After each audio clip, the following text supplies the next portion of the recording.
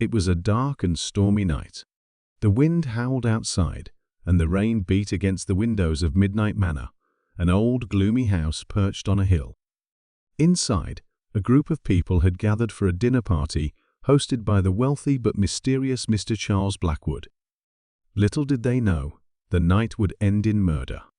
The guests included Detective Arthur Collins, a sharp-minded investigator known for solving the most puzzling cases; Lady Eleanor Blackwood, Mr. Blackwood's elegant but distant wife; Dr. Henry Grayson, a respected doctor and an old friend of Mr. Blackwood; Miss Victoria Lane, a young, ambitious journalist; Mr. Samuel Turner, a nervous businessman with a shady past; Mrs. Beatrice Harper, a talkative socialite with a love for gossip. The dinner began smoothly, but tension filled the air. Mr. Blackwood, a tall man with piercing eyes, stood at the head of the table.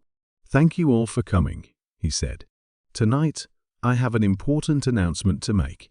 Before he could continue, the lights flickered and went out. A scream echoed through the house. When the lights came back on, Mr. Blackwood was slumped over the table, a knife sticking out of his back.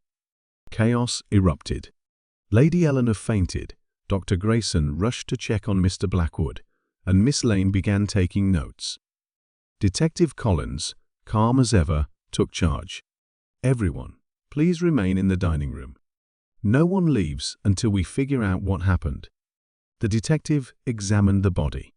The knife was a kitchen knife, likely from the manor's own kitchen. There were no fingerprints on the handle, suggesting the killer had worn gloves. The time of death was estimated to be between 9:00 and 9:15 p.m. Detective Collins questioned the guests, one by one. Lady Eleanor Blackwood was distraught. "I loved my husband," she sobbed. "Why would anyone do this?" But the detective noticed she avoided eye contact. Dr. Henry Grayson claimed he was in the library during the blackout. "I went to get a book," he said. "I heard the scream and rushed back." Miss Victoria Lane was eager to help. "I'm a journalist," she said. "I can assist you in solving this case."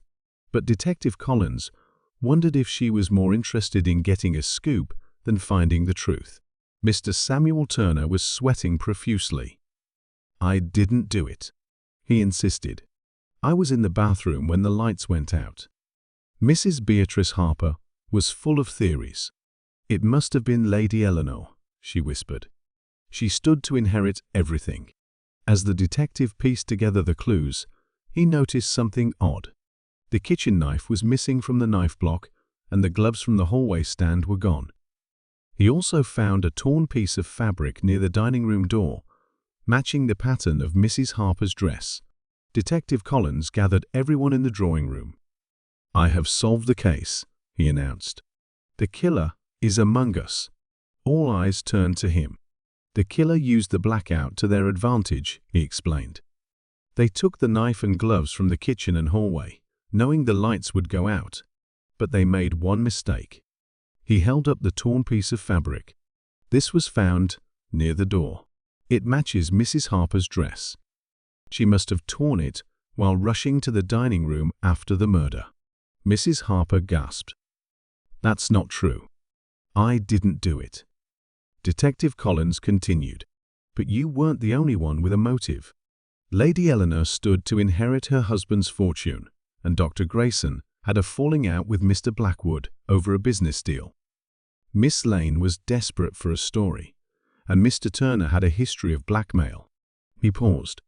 "However, the real killer is Dr. Henry Grayson." Dr. Grayson's face turned pale. "That's ridiculous. I was in the library." "No," said the detective.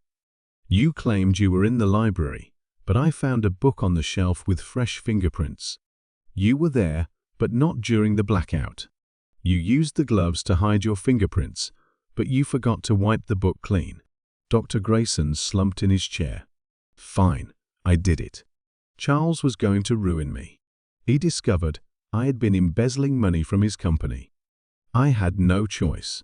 The guests were shocked. Detective Collins handed Dr. Grayson over to the police, who arrived shortly after.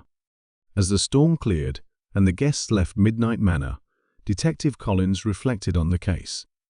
It was a classic example of greed and betrayal, a mystery solved by careful observation and logical thinking. And so, the murder at Midnight Manor was solved, but the eerie atmosphere of the old house lingered, as if it held more secrets waiting to be uncovered.